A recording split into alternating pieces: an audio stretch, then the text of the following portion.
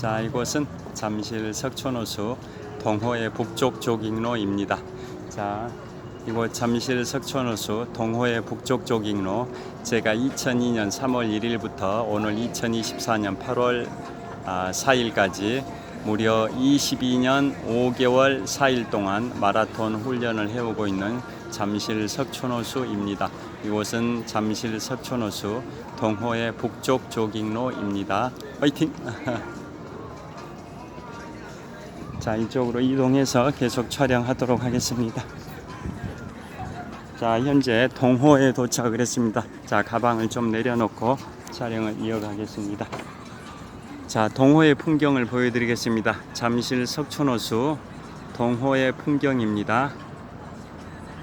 그 다음에 저기 불빛이 현란한 곳이 동호와 서호를 연결해주는 굴다리이고요. 굴다리 위에 송파대로가 뻗어 있고요. 굴다리 넘어 서쪽 방향에 서호가 있습니다. 자, 이곳은 동호회 북쪽 조깅로 나무 데크이고요. 자, 동호 북쪽 조깅로에 산책하는 분들, 달리기 하는 분들이 보이고요. 다시 한번 롯데월드타워를 보여드리겠습니다. 자, 롯데월드타워.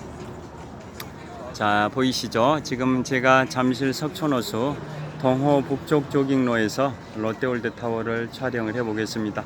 자, 현재 제가 오른손으로 스마트폰을 잡으면서 촬영하고 있는데요. 오른손 손등에 땀이 송글송글 맺혀 있을 정도로 정말 무더운 날씨입니다. 지금 기온이 34도입니다. 오늘 낮 최고 기온 36도. 현재 시각이 8시 25분인데도 34도입니다. 오늘 열대야가 계속 될 것 같습니다. 현재 서울 지역이 16일째 열대야였다고 하는데요. 오늘 또 열대야가 될 것 같습니다. 자, 지금 잠실 석촌호수 동호 북쪽 조깅로를 촬영하고 있는데요. 동호 북쪽에 접해 있는 롯데월드타워 다시 한번 보여드립니다. 123층 555m 높이 기준 세계 5위 규모 OECD 국가 38개 회원국 중에서는 가장 높은 빌딩 롯데월드타워를 보여드리고 있습니다. 그 다음에 롯데월드타워 꼭대기 555m에서 14m 내려온 지점에 전세계 건축물 중에 가장 높은 구름다리 541m 지점이 있는데요. 그 541m 지점하고 아까 말씀드린 원월드 트레이드 센터 높이가 동일합니다. 그러면 원월드 트레이드 센터 높이가 왜 541m인지 퀴즈를 내드렸었는데요. 정답을 말씀드리겠습니다. 아까도 말씀드린 것처럼 미국의 유네스코 세계문화유산 2호가 독립기념관이라고 말씀드렸고요. 인디펜던스 홀입니다. 그래서 미국인들은 가장 독립기념일을 소중하게 생각하는 기념일인데요. 그게 1776년 7월 4일입니다. 그래서 미국이 독립선언을 했던 연도가 1776년이기 때문에 1776년 7월 4일에 독립선언을 했기 때문에 독립선언 연도인 1776이라는 숫자를 거기다 피트, 우리나라는 미터법을 사용하는데요. 미국은 피트 단위를 사용을 하죠. 그래서 독립선언 연도인 1776 피트, 그게 원월드 트레이드 센터의 높이입니다. 자, 1776 피트를 미터로 환산한 게 541m입니다. 그래서 2001년 9월 1일 9.11 테러 당시에 붕괴됐던 세계무역센터 빌딩 자리에는 9.11 메모리얼이 만들어져 있고요. 그 옆에 세워진 높이 541m의 빌딩이 전 세계에서 6번째로 높고 OECD 국가 38개 회원국 중에서는 2번째로 높은 빌딩 원월드 트레이드 센터라고 말씀드렸는데요. 그 원월드 트레이드 센터 높이가 541m인 이유가 바로 피트 단위로 독립선언 연도인 1776 피트입니다. 그게 미터로 환산했을 때 541m가 되는 겁니다. 그런 이유가 있습니다. 그 정도로 미국은 독립기념일을 소중하게 생각합니다. 그래서 자유의 여신상이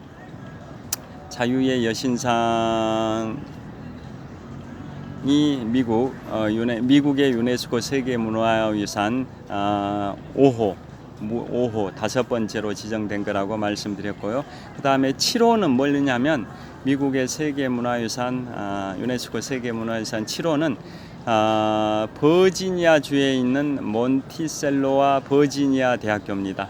자, 그게 뭐냐면 미국의 3대 대통령 토마스 제퍼슨이 바로 버지니아 대학과 몬티셀로를 세웠다고 보시면 됩니다. 그 몬티셀로는 버지니아 주에 있는 신고전주의의 건축물인데요. 그게 미국의 유네스코 세계문화유산 7호입니다. 7호. 그거 설계를 3대 대통령 토머스 제퍼슨이 직접 설계를 하셨었고요.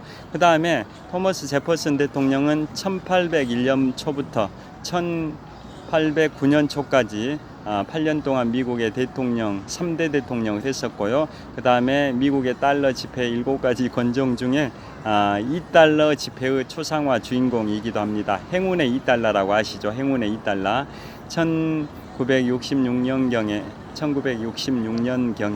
상류사회라는 뮤지컬 영화가 있었는데요. 거기에 나왔던 여자 주인공이 그레이스 켈리고 남자 주인공이 그 유명한 프랭크 시나트라인데요.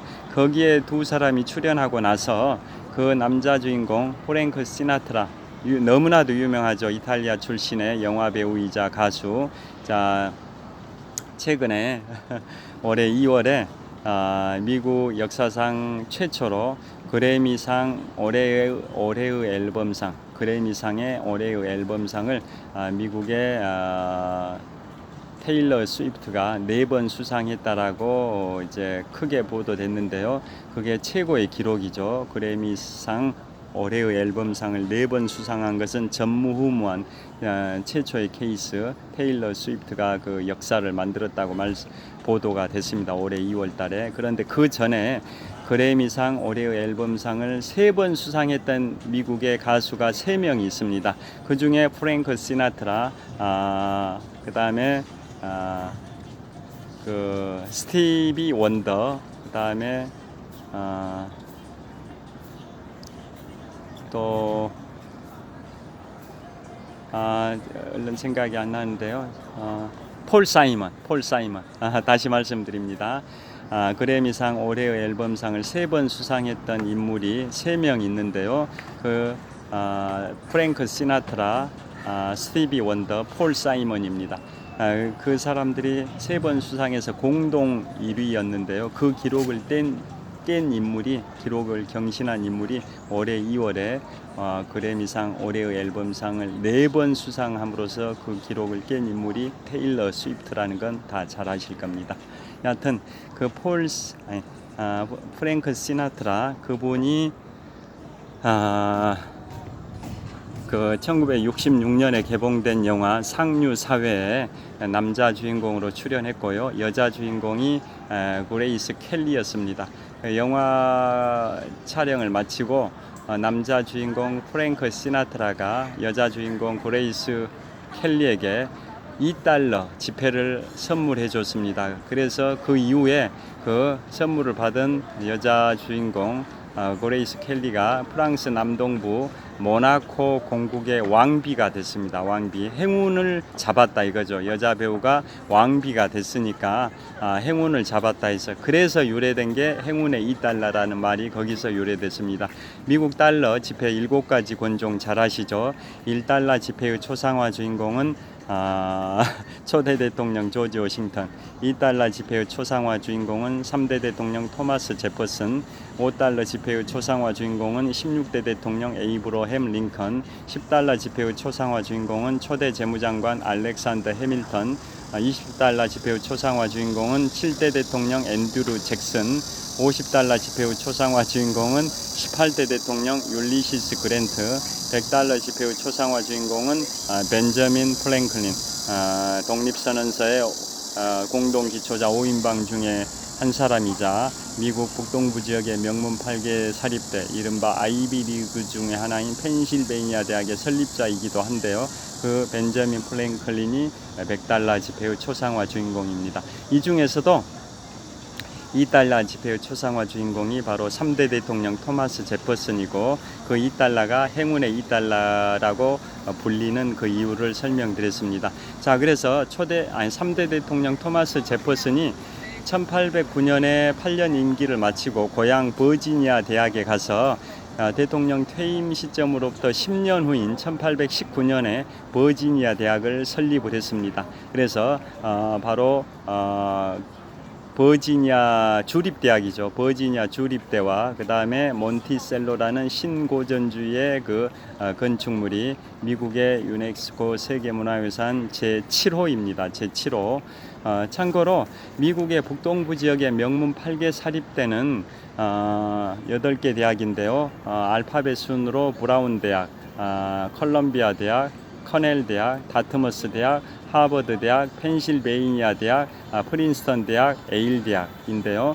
그것은 전통적으로 유명한 미국 북동부 지역의 명문 8개 사립대, 이른바 아이비 리그고, 또 다른 이제 퍼블릭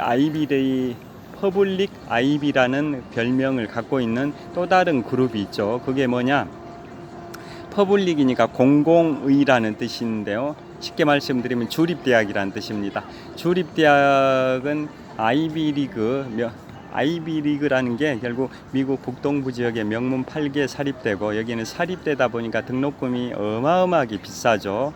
학교는 좋은데 등록금을 감당하기 어려울 수준인데요. 그에 반해서 퍼블릭 아이비는 퍼블릭이 주립대학이다, 공립대학이다, 이런 의미다 보니까 주립대학의 저렴한 학비로 아이비리그 수준의 교육 서비스를 받는다 해서 그걸 이른바 퍼블릭 아이비라고 합니다.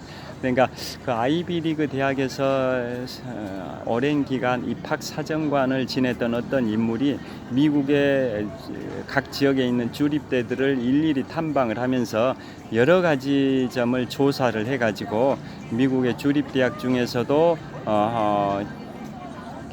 최상위권 주립대학을 8개를 고른 겁니다. 아이비리그가 미 북동부 지역의 명문 8개 사립대 중에서도 최고의 사립대 그룹이 아이비리그이듯이, 참고로 아이비라고 칭해진 이유는 아이비가 영어로 담쟁이 덩굴, 담쟁이란 뜻이죠. 그래서 그 아이비리그 8개 대학들이 친선 도모 차원에서 1954년부터 미식 축구 리그전을 펼쳐왔습니다. 그래서 그 오래된 대학들이다 보니까 건물에 담벼락이 담쟁이 덩굴로 뒤덮여 있는 건물들이 많아서 담쟁이 덩굴로 뒤덮여 있는 그 오래된 대학들이 친선 도모 차원에서 1954년부터 미식 축구 리그전을 펼쳐왔다는 데서 유래해 가지고 그 미국 북동부 지역의 명문 8개 사립대를 이른바 아이비 리그라고 합니다.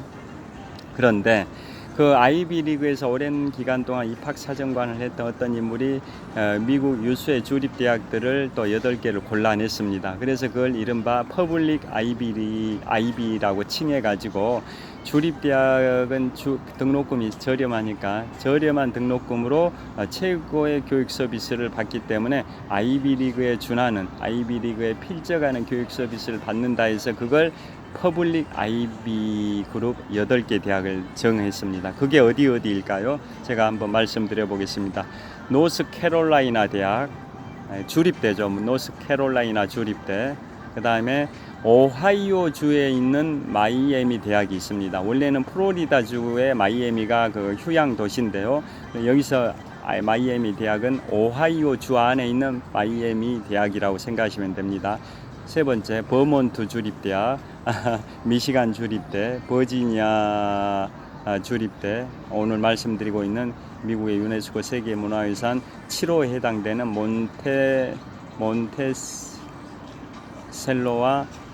몬티셀로와 버지니아 대학을 할 때 그 버지니아 대학을 얘기합니다. 그 다음이 캘리포니아 주립대, 그 다음이 윌리엄스 메리 대학, 그 다음이 텍사스 주립대, 이 8개 대학 다시 말씀드려 봅니다. 퍼블릭 아이비 8개 대학이 노스캐롤라이나 주립대, 오하이오 주에 있는 마이애미 대학, 미시간 대학, 버몬트 주립대, 오늘 말씀드리는 버지니아 주립대, 그 다음이 캘리포니아 주립대, 그 그 다음에 텍사스 주립대, 그 다음에 윌리엄 메리 대학, 이 8개 대학을 퍼블릭 아이비라고 합니다. 그 중에 하나가 버지니아 대학이기도 한데요. 그 버지니아 대학을 제3대 대통령 토머스 제퍼슨이 퇴임하고 10년 지난 1819년에 세웠고, 그 버지니아 대학과 함께 몬티셀로라는 그 신고전주의 건축물이 미국의 유네스코 세계문화유산 7호입니다. 7호. 그래서 지금까지 제가 미국의 유네스코 세계문화유산 3가지를 설명드렸습니다. 첫째가 2호인 독립기념관, 5호인 자유의 여신상, 3번째가 몬티셀로와 버지니아 대학교입니다. 그 다음에 지금부터는 자연유산입니다. 자연유산, 미국의 유네스코 세계 자연유산 1호가 말이 필요 없는 엘로스톤 국립공원입니다. 엘로스톤 국립공원은 세계 최초의 국립공원인데요. 1872년에 세계 최초의 국립공원이자 미국의 최초의 국립공원이 엘로스톤 국립공원이고, 그 위치는 몬태나주의 남쪽이자 와이오밍주의 북서쪽이자 아이다호주의 동쪽 지역에 있습니다. 3개 주에 걸쳐 있는데요. 자, 엘로스톤 국립공원 명칭의 유래는 황성문, 유황이라고 하죠. 유황. 황성분이 계속 그 분출이 되다 보니까 온천수 황성분이 분출되다 보니까 그 돌들이 누렇게 변색이 되어 있습니다. 그래서 노란 돌이다, 누런 돌이다 해서 엘로스톤이라고 하죠. 엘로스톤 국립공원 1872년에 세계 최초의 국립공원이자 미국 최초의 국립공원으로 지정됐습니다. 자, 그래서 그곳은 수많은 온천들이 있는데 그 중에 간헐천이 굉장히 유명하죠. 간헐천은 불규칙적인 시간으로 예를 들어 1시간 전후 시간 단위로 그 온천수가 하늘 높이 치솟아 오르겠죠. 한 30-40m, 40-50m 이렇게 온천수가 하늘 높이 치솟아 오르는 걸 간헐천이라고 하는데요. 자, 그게 굉장히 엘로스톤 국립공원의 상징물이기도 합니다. 자, 그래서 그 엘로스톤 국립공원이 미국 최초의 국립공원이자 전 세계 최초의 국립공원, 1872년에 지정됐으니까 벌써 152년의 역사를 갖고 있습니다. 참고로 대한민국 최초의 국립공원은 1967년에 지정된 지리산 국립공원입니다. 엘로스톤보다 95년 늦게 지정이 됐죠. 그다음 그게 이제 엘로스톤 국립공원이 이제 미국의 유네스코 자연유산 1호입니다. 1호. 그다음이 3호가 그랜드 캐년 국립공원입니다. 그랜드 캐년 국립공원은 애리조나 주에 있는데요. 영어로는 그랜드 캐년 내셔널 파크고, 한자 표기로는 대협곡 국가공원이죠. 대협곡 국가공원인데요. 애리조나주에 위치하고 있고, 협곡의 깊이가 무려 1.6km입니다. 가장 깊은 지점은 협곡의 깊이가 무려 1.6km입니다. 그리고 협곡을 동서로 흐르는 강이 있죠. 바로 콜로라도 강입니다. 협곡을 동서로 흐르는 강. 그러니까 협곡의 계곡이 바로 강인 거죠. 강.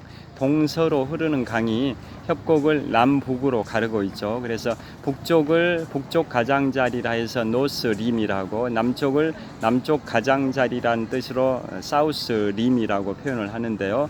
그러니까 그 애리조나주 그랜드 캐년이 쭉 동서로 콜로라도 강이 흐르고 있는 거죠. 북쪽 지역을 북쪽 가장자리라는 의미로 노스 림, 남쪽 지역을 남쪽 가장자리라는 의미로 사우스 림이라고 하는데요. 관광객들의 대부분은 사우스 림 지역을 투어를 합니다. 그래서 그 협곡이 가장 깊은 곳은 1.6km. 그 다음에 협곡을 그 동서로 흐르는 강이 콜로라도 강, 그랜드 캐년 국립공원 구간을 흐르고 있는 콜로라도 강의 길이가 무려 443km입니다.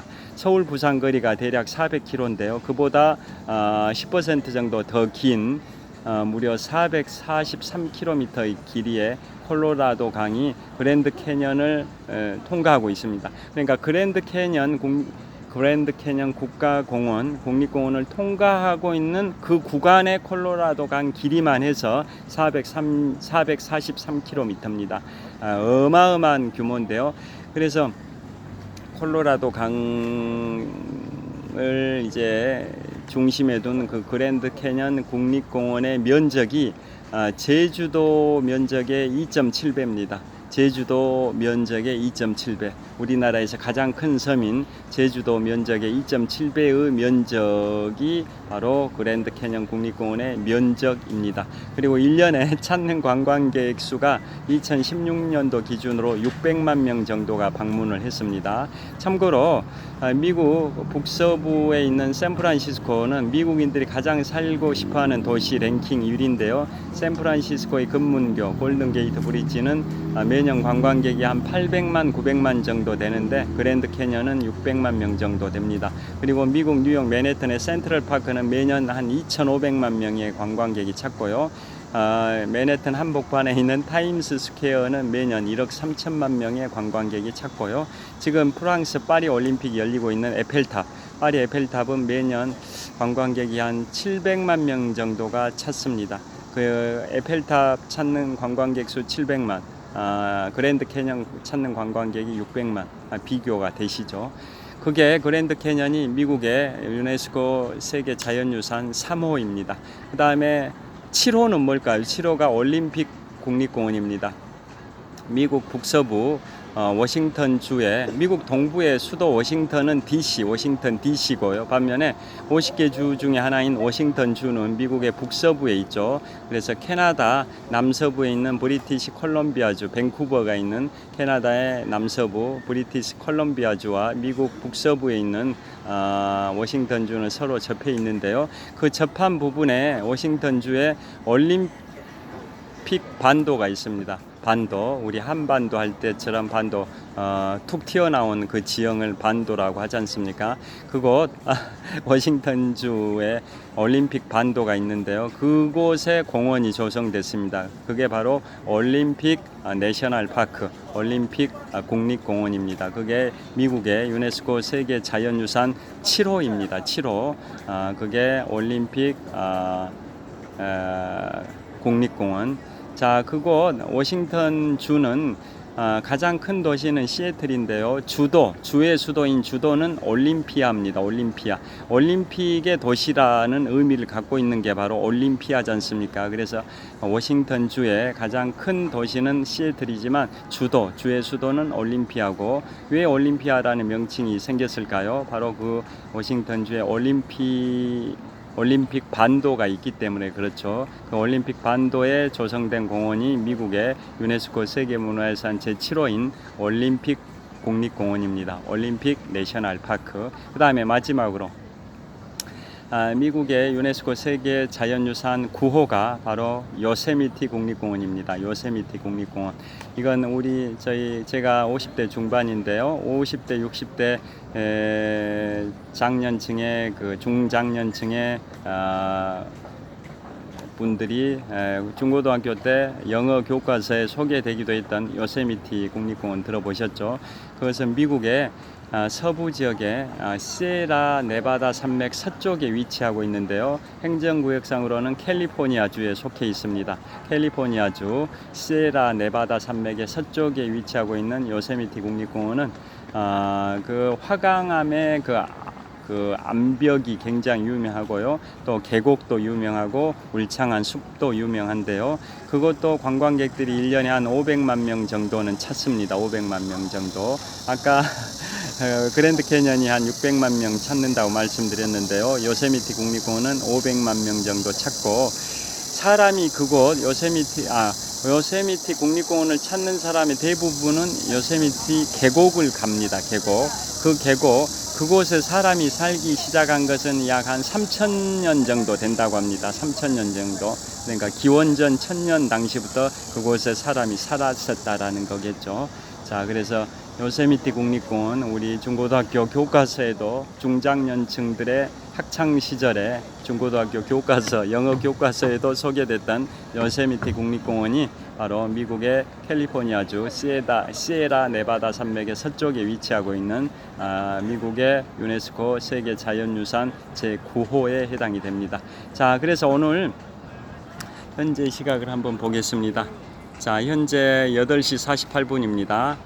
자, 현재 제가 1시간 8분째 촬영하고 있는데요. 현재 시각은 2024년 8월 4일 일요일 저녁 8시 49분입니다. 제가 오늘은 미국의 유네스코 세계문화유산 소개해 드렸는데요. 미국은 유네스코 세계문화유산이 문화유산 11건, 자연유산 12건, 복합유산 1건, 총 24건인데요. 그 중에 오늘 소개해 드린 게 문화유산 3건, 자연유산 4건, 총 7건을 소개해 드렸습니다. 다시 한번 제목만 정리하면 미국의 문화유산 제2호가 독립기념관, 5호가 자유의 여신상, 7호가 몬티셀로와 버지니아 대학교, 그 다음에 자연유산은 1호가 엘로스톤 국립공원, 3호가 그랜드 캐년 국립공원, 7호가 올림픽 국립공원, 9호가 요세미티 국립공원입니다. 자, 지금까지 미국의 유네스코 세계문화유산을 소개해 드렸습니다. 자, 정말 덥습니다. 자, 오늘 열대야가 어느 정도 심할지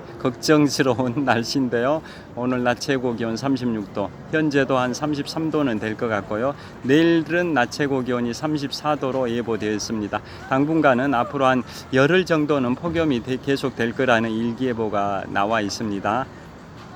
자, 그래서 폭염,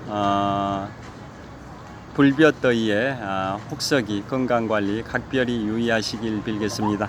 다시 한번 마지막으로 제가 잠실 석촌호수 동호 북쪽 조깅로를 촬영하고 있습니다. 제가 이곳에서 2002년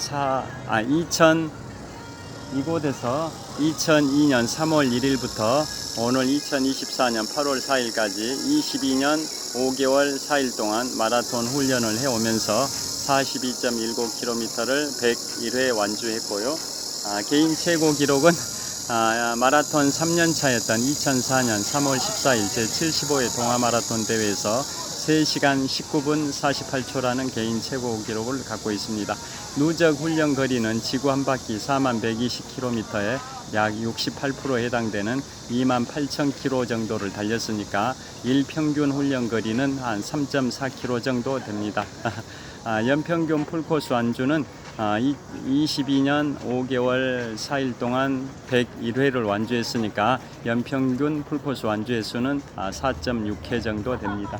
자, 이곳 잠실 석촌호수 동호 북쪽 조깅로 산책하는 분들, 달리기 하는 분들 각자의 방식으로 오늘 2024년 8월 4일 일요일 밤 9시경을 보내고 있습니다. 자, 장시간 시청해 주셔서 감사합니다. 화이팅!